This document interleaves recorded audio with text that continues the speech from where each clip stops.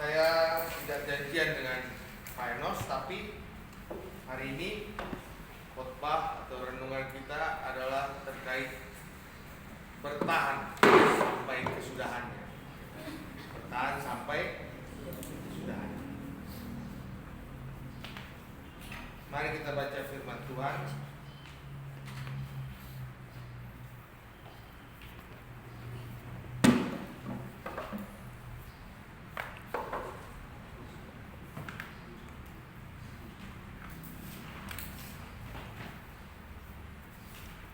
Di dalam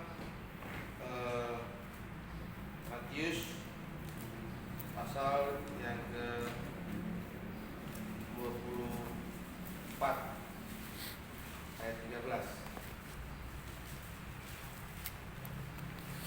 dengan tema hari ini adalah bertahan sampai akhir. Jadi mengikut Yesus keputusanku ku tak ingkar. Bahasa tak ingkar ini. Jadi dalam hidup ini kita sudah putuskan ini, tapi satu saat seringkali kita ingkar, ya. Seringkali kita ingkar. Dengan apa? Dengan himpitan, dengan tekanan. Bisa saja kita ingkar kepada Tuhan, kan? Kita janji, ya, aku mau ikut Tuhan, tapi di tengah jalan, ya, kita lari dari kenyataan. Betul? Lari dari kenyataan. Contoh, saudara janji ikut Tuhan, jauh-jauh. Nanti pas ujian belum belajar, ngambil jalan pintas, kan? Sering dengan apa? Nyontek. Itu kan jalan pintas, katanya ikut Tuhan, mau jujur, kan? Tapi jalan pintas, nyontek. Katanya ikut Tuhan, kan? Ada godaan. Godaan apa? Baru lagi buka internet, tiba-tiba ada kiriman. Kirim apa? Gambarnya si burung yang jinak, pasti klik. Begitu bunyinya. Dan video porno ternyata. Terus apa yang terjadi? Nonton terus. Pencobaan itu terjadi cuma 3 detik. Kalau kita tidak bisa putuskan dalam 1, 2, 3, maka terjadilah. Demikian juga Raja Daud di atas soto. Itu dia lihat Batseba lagi mandi.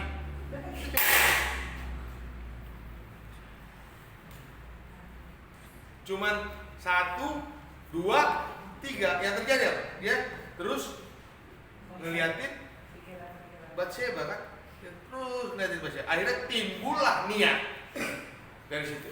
Untuk apa? Mensetubuhi Batseba. Ya. Langsung dia mensetubuhi Batseba. Dari situ timbul lagi kejahatan-kejahatan. Kan? Jadi kalau keinginan itu dibuahi, maka ia melahirkan dosa. Itu firman Tuhan. Namun hari ini kita diingatkan apa? Bertahan sampai akhir itu. Ternyata lagu tadi connect. Mengikut Yesus keputusanku. Namun yang paling menjadi rebel, ku tak ingkar. Kenapa? Seringkali kita bisa masuk ke dalam keputusan yang menjadi mengingkari Tuhan. Betul nggak? Hal-hal kecil kita bisa mengingkari Tuhan. Ya? Nah, kita baca Matius 24 ayat 13. Matius 24 ayat yang ke-13. Kita baca, sudah tahu semua? 2, 3 ya. Tetapi orang yang bertahan sampai pada kesudahannya akan selamat. Amin. Bapak Ibu Saudara yang kasih Tuhan, Tuhan ingin supaya kita bertahan sampai akhir. Karena firman Tuhan tadi katakan apa? Tuhan Yesus sendiri yang berkata, kan? Hanya orang yang bertahan sampai pada kesudahannya akan selamat. Ini penting ini. Jadi ini adalah teologi Armenia sebenarnya di sini. Kalau Calvin kan berkata kalau sekali selamat sudah terima Tuhan Yesus, sudah selamat terus. Dosa yang kita lakukan ke depan pun sudah dijamin oleh Tuhan. Namun seringkali teologi ini salah artikan apa? Terus-terus berbuat dosa. Tapi kalau Armenia, meskipun kau sudah menerima keselamatan dari Tuhan Yesus, itu akan tetap kau pertanggungjawabkan keselamatan itu. Dan banyak firman Tuhan mendukung. Kerjakanlah keselamatanmu, salah satunya. Jadi ada juga firman Tuhan yang mengatakan engkau bisa diselamatkan, tapi dari dalam api. Karena apa? Kau tidak membangun keselamatanmu dengan baik. Tetap harus mempertanggungjawabkan keselamatan itu. Nah, dikatakan bertahan sampai akhir, ini bahasa Yunani apa? Bertahan sampai akhir. Hupomone. Ya. Bertahan sampai akhir itu hupomone. Artinya apa? Kemampuan untuk bertahan. Kemampuan untuk bertahan, kemampuan untuk bersabar. Ya. Kalau Anda naik mobil ke puncak, kan nanjak, ya kan? Kemampuan untuk terus nanjak meskipun dalam posisi gas yang pelan, tapi nanjak terus. Ini nggak mudah, betul? Oke, kita bicara di ombak, di laut. Kemampuan untuk apa? Waktu kita pergi mau ke sana, saya mau ke sana, gerbang itu diterpa ombak, bular.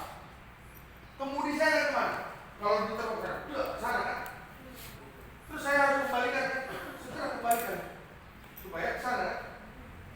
Tapi kalau terus kembalikan sedikit doang, nggak 2 kali lipat ke sana. Akhirnya cuma ke sana kan? Lagi. Saya kembalikan 2 kali lipat ke sana. Sana. Akhirnya lama-lama jauh dari tujuan. Itu yang dimaksud bertahan. Kemampuan untuk bertahan. Mengembalikan kemudi-kemudi yang sudah larut jauh dihempas oleh ombak. Bapak Ibu Saudara kasih Tuhan, ya, gak usah jauh-jauh. Presiden Jokowi, ya, dulu dia ingin agar Indonesia itu maju, lepas dari hutang. Mulai dia diangkat jadi presiden. Tapi kemudi arahnya yang dulu lurus ke situ udah mulai belok. Makin banyak hutang. Dulu sebagai gubernur di Solo, dia punya keinginan untuk memajukan agar Indonesia bisa ketahanan dalam produksi mobil. Dia produksi SMK 3, betul? Mana itu SMK 3? Lari kemana? Yang ada Wuling berjaya sekarang. Ya. Jadi itu pun sudah mulai melenceng dari arah. Bayangin, seorang presiden besar aja bisa melenceng dari arahnya ke sana. Lama-lama bergeser.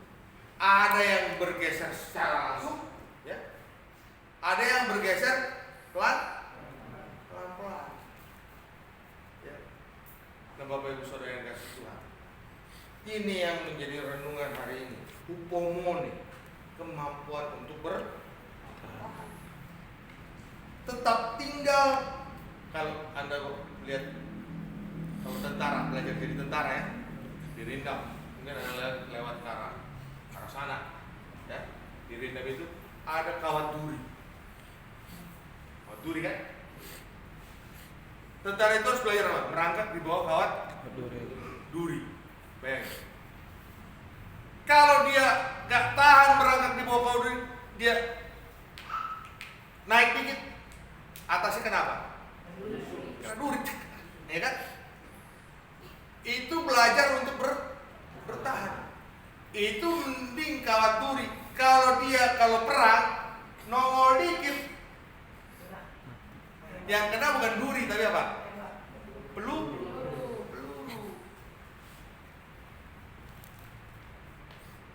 Kalau saya jadi tentara pasti saya udah mati. Kenapa? Perut saya udah gede kan. Jadi udah kelewat dia. Kepala saya udah keluar dari jajaran itu kan.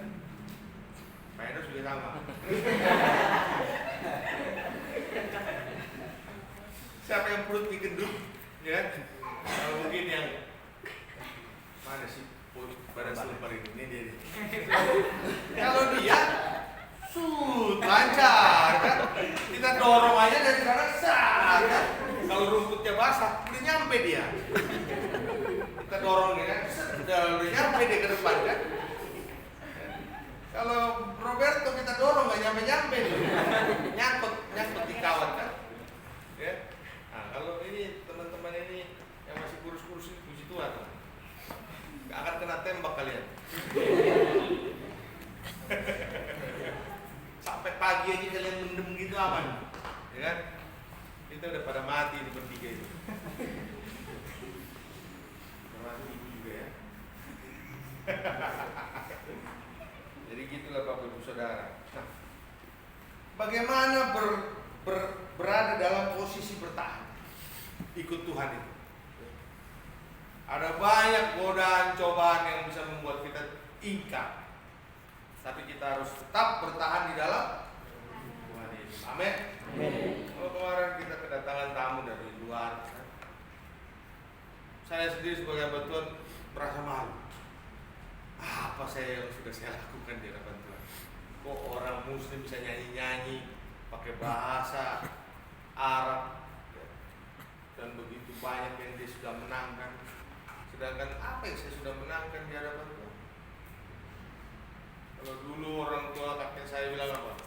Office boy bisa ada di posisi terdepan di dalam kerajaan surga karena apa? Jangan office boy sudah memenangkan banyak jiwa dibanding seorang pemimpin perusahaan besar.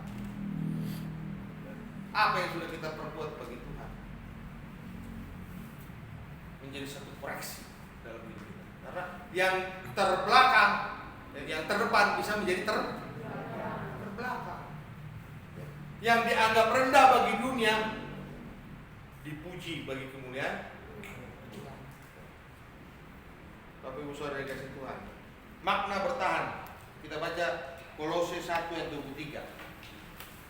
Ada yang baca Kolose 1 ayat 23, ada yang baca Ibrani 10 ayat 37. Kamu baca Ibrani 10 ayat 37 sampai 39. Salah seorang baca Kolose 1 ayat 23 dan Gio tolong baca Amsal 20 ayat 6. Silakan. Kolose 1 ayat 23.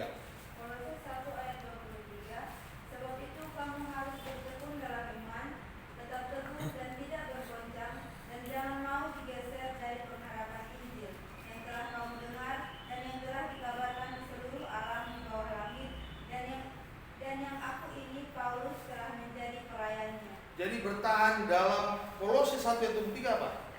Bertekun dalam iman. Tetap teguh, tidak bergoncang dan jangan mau digeser dari pengharapan Injil. Halo. Ada banyak bapak-bapak, ibu-ibu sekarang orang-orang Kristen beli apa? Santapan rohani. Oke. Nah, banyak santapan rohani, Injilnya di atas. Oke, tapi banyak di bawahnya kata-kata yang bukan Injil. Ya, renungan. Tapi apakah renungan itu kadang-kadang connect dengan ini? Belum tentu.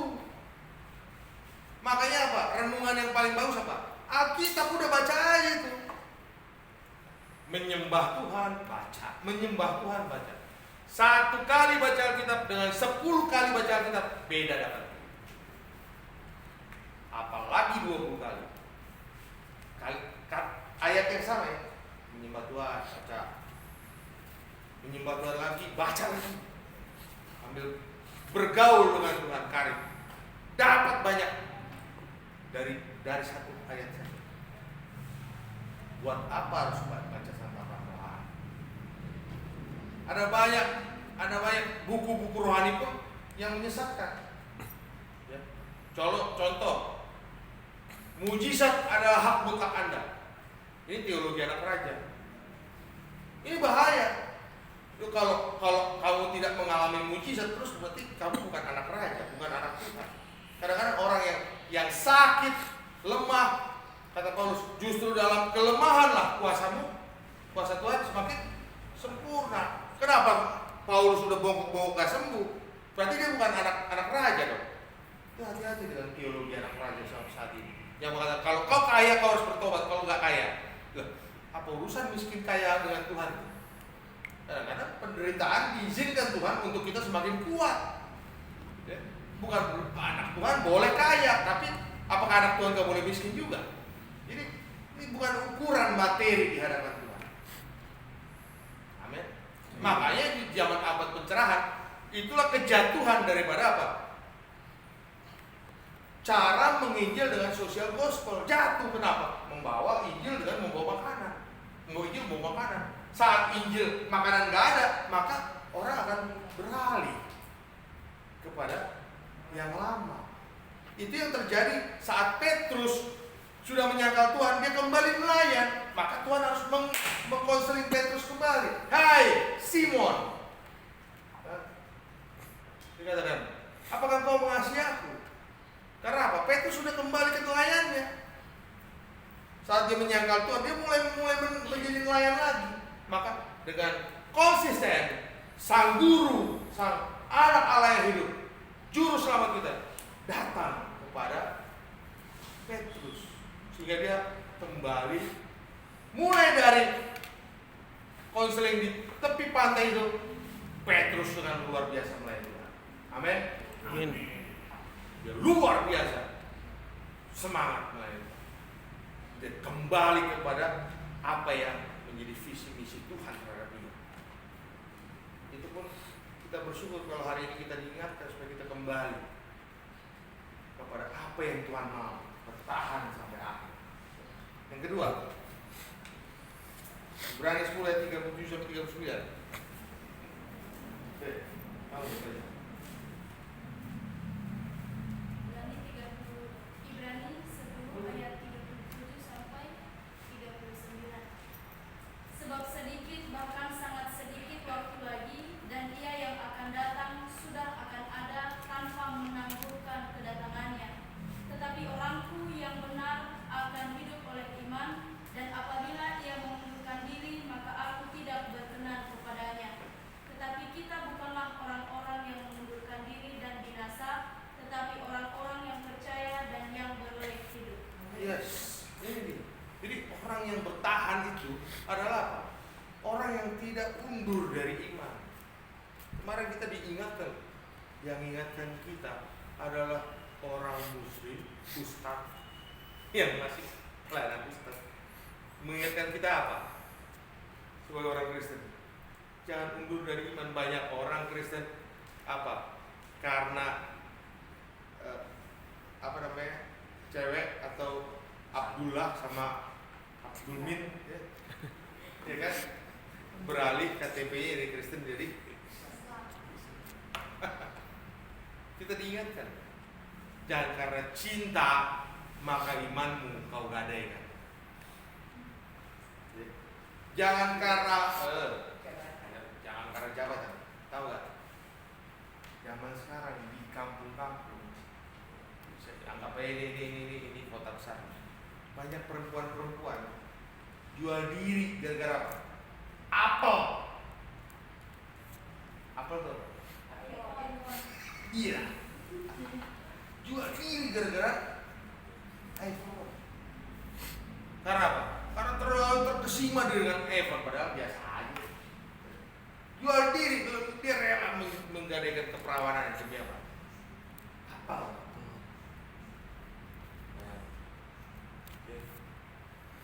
Jangan mau kau juga, tapi nggak ada yang mau beli kau. Perlu kurus kau.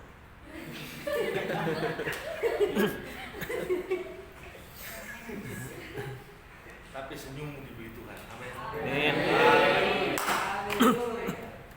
Yang ketiga, Gio. Amsal 20 ayat yang ke-6. Banyak orang menyebut diri baik hati, tetapi orang yang setia, siapakah menemukannya? Haleluya. Jadi bertahan itu termasuk salah satu apa? Setia. Bapak Ibu Saudara, setia. Bertahan itu bicara setia. Banyak orang menyebut apa? Baik. Tapi kalau bicara setia, wah ini nggak kaleng-kaleng ini, benar? Nah, nggak kaleng-kaleng kalau bicara setia. Setia itu bukan setiap hitungan ada. Setia itu betul-betul berbicara apa? Bertahan. Makna bertahan itu setia. Ya. Jadi kalau jangan cuma nyanyi setia. Mau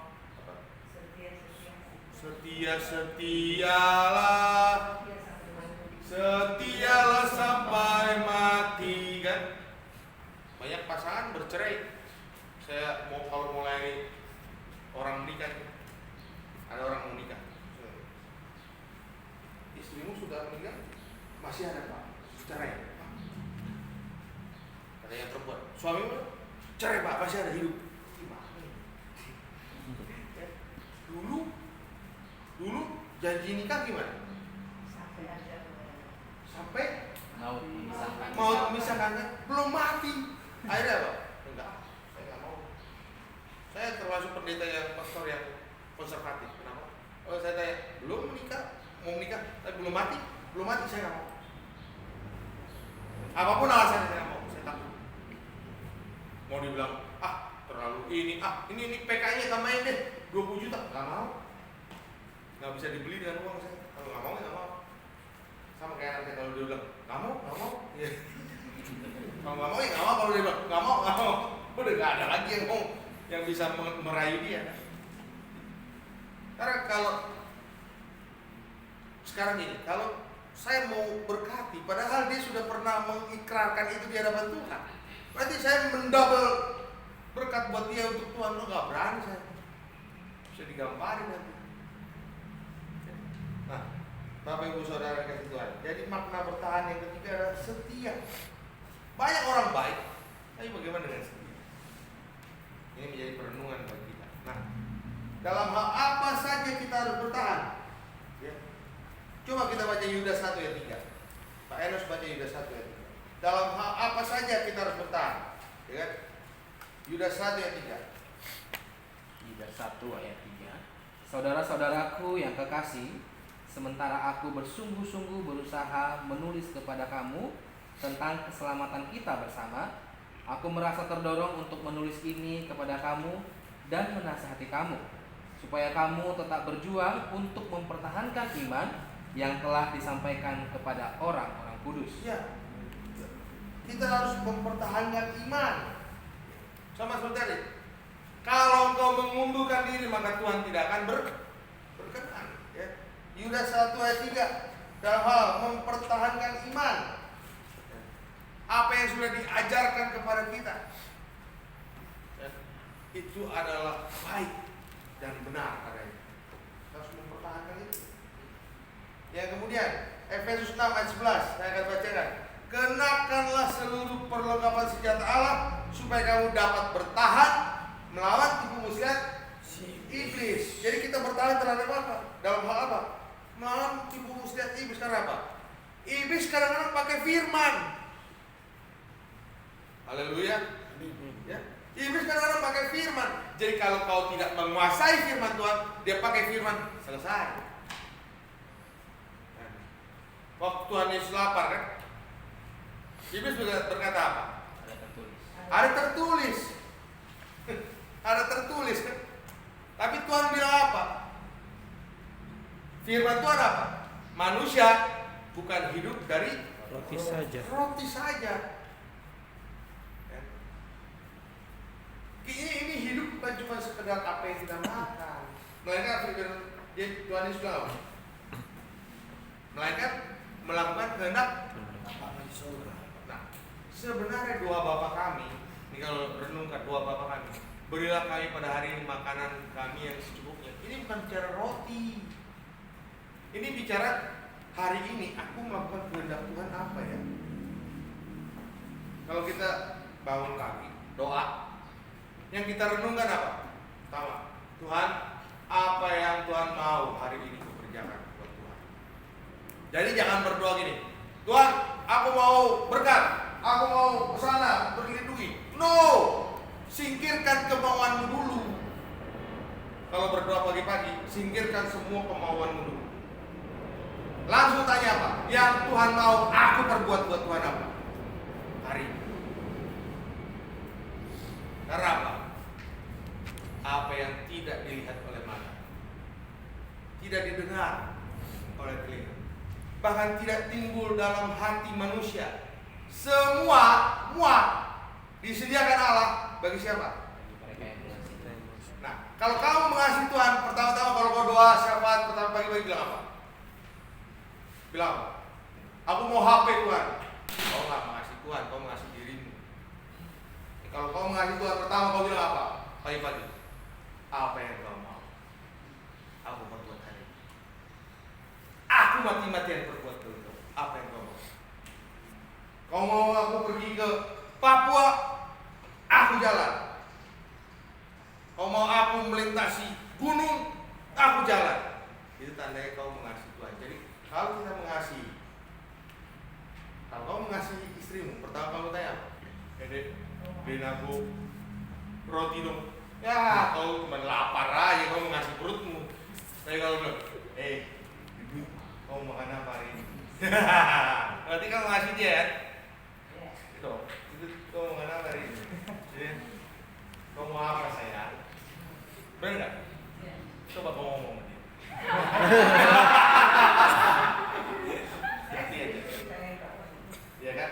Berarti apa? Berarti bapak mengasihi mama. Kalau apa? Kau mau apa? Itulah. Tapi kalau kita bilang, jangan ambil dulu jus pepaya, ambil dulu mangga, ambil ini. Pembantu itu. Berarti kita bikin Tuhan jadi pembantu kita kalau kita minta terus sama dia. Tuh. Tuhan kita bikin satpam kita kalau kita jagain aku ya. Aku mau tidur nih, jagain aku. Nah, itu semua disediakan Tuhan. Apa yang tidak kau lihat, tidak kau dengar, tidak timbul dalam hatimu, itu disediakan. Bahkan Tuhan menjawab doamu melebihi yang kau pikirkan. Amin. Amin. Melebihi yang kita pikirkan, dia jawab. Jadi yang kita minta hari pagi-pagi itu apa? Bukan minta, tapi bilang bersyukur, memuji, kemudian yang kau mau apa? Mulai hari ini. Amin. Amin. Yang kau mau Tuhan apa? Haleluya. Yang ketiga, dalam hal apa kita bertahan? Ibrani 10 ayat 32. Dalam perjuangan dan penderitaan yang berat. Ya. Ibrani 10 ayat 32. Kalau salah seorang baca. Ingatlah akan masa yang lalu, sesudah kamu menerima terang, kamu banyak menderita oleh karena kamu bertahan dalam perjuangan yang berat. Amin. Ya. Jadi kita bertahan terhadap perjuangan yang berat. Perjuangan yang berat. Kerjakan keselamatanmu. Hidup di dunia ini adalah satu ujian cara untuk kita masuk ke dalam kerajaan. Itu tempat cuman testing, ini sekolahan ini. Ya.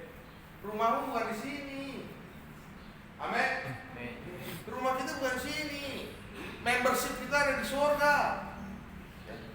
Kita adalah ahli waris. Amin. Ahli waris kerjanya ngapain? Kalau ada di tempat yang bukan saya ini punya kita semua. Kita hanya memonitoring, melakukan, mengawasi apa kehendak Allah semua sudah dijalankan di sini. Kerjaan kita sebagai ahli waris memastikan pekerjaan Tuhan terjadi di bumi seperti di surga. Itulah doa Bapa kami. Nah, Imamat 25 ayat 35. Apabila saudaramu jatuh miskin sehingga tidak sanggup bertahan di antaramu, maka engkau harus menyokong dia sebagai orang asing dan pendatang supaya ia dapat hidup di antaramu. Itu firman Tuhan. Jadi kalau kita mengepal diri kita, tidak perhatian terhadap orang yang susah, itu pun tidak layak di hadapan Tuhan. Halo? Betul? Ya. Tuhan bilang apa? Apa yang kau lihat ini, yang kau pandang hina, ya, kau lakukan untuk aku, katanya. Jadi kalau ada waktu saya di Sibolga, Bulga pelayanan kami apa ngapain? Jadi masaklah kami pagi-pagi hari Sabtu. Masak, bikin nasi bungkus 10. Terus mahasiswa ada 3 orang ini, orang Papua ada 1, ada orang Bali 1 kan, sama ada orang orang Batak 1 lah, Sumatera kan, 3 orang. Nih 10 harus habis. Kemana Pak? Cari orang gila. Terus ngapain Pak? Ajak ngomong, kasih makan. Sebelum kau ngasih makan, kau berdoa. Jadi mereka pergi 2-3 nasi bungkus 1 orang, cari orang gila. Ya. Datang ada ketemu orang gila, kasih makan. Awalnya orang itu dapat makan langsung kabur. Lama-kelamaan, pas dia pegang nih, berdoa dulu. Ya. Berdoa. Jadi lama-lama berkumpul lah banyak orang gila. Baru kalau 3 orang ini, 3 mahasiswa ini keluar dari kontrakan, ya, langsung banyak orang gila datang, udah pada nunggu, udah begini berdoa. Tapi dari situ langsung ditegur dari orang-orang Dimas orang Islam lah, bilang, jangan pelayanan ini kalian mau mengkristenkan orang ya. Jadi kami harus tersembunyi kasih makan orang gila. Itu karena orang gila itu juga orang makhluk Tuhan kan, betul? Butuh makan kan, butuh disembuhkan kan. Dulu waktu saya jadi dosen psikologi, psikopatologi, saya disuruh dosen saya ngapain? Ngobrol sama orang gila. Catat secara verbatim kan, kata demi kalimat, 1 demi 1 kan, bagaimana ngobrol sama orang gila. Itu belajar konseling gitu. Karena yang kita konseling juga orang gak waras sebenarnya. Ya. Nah, itu Bapak Ibu Saudara. Ya. Kita bersyukur kepada Tuhan karena hari ini kita diberkati oleh Tuhan, oleh firman Tuhan. Kita diajak, dinasihati Tuhan untuk kita bertahan, bertahan sampai akhir. Ya. Kemampuan kita untuk bertahan menghadapi segala ujian cobaan di dunia ini. Kita tidak mau melenceng dari iman kita. Kita tetap bersandar kepada Tuhan. Amin. Kita tundukkan kepala. Mari kita berdoa. Terima kasih Bapa untuk kebaikan-Mu. Kami bersyukur bahwa kami boleh tegur hari ini supaya kami terus bertahan. Bahwa Engkau Tuhan yang akan memberikan kekuatan kepada kami saat kami tidak mampu. Tuhan yang akan memperlengkapi kami di saat kami mengalami kelemahan. Kau yang akan memperlengkapi kami di saat musuh kami, iblis, berjalan di sekeliling kami, mengaum-ngaum, tetapi Tuhan Allah kami, Allah yang Maha Besar, yang akan mengalahkan segala kuasa-kuasa kegelapan. Bersama Tuhan kami akan melakukan perkara besar. Dalam nama Tuhan Yesus kami berdoa. Haleluya. Amin.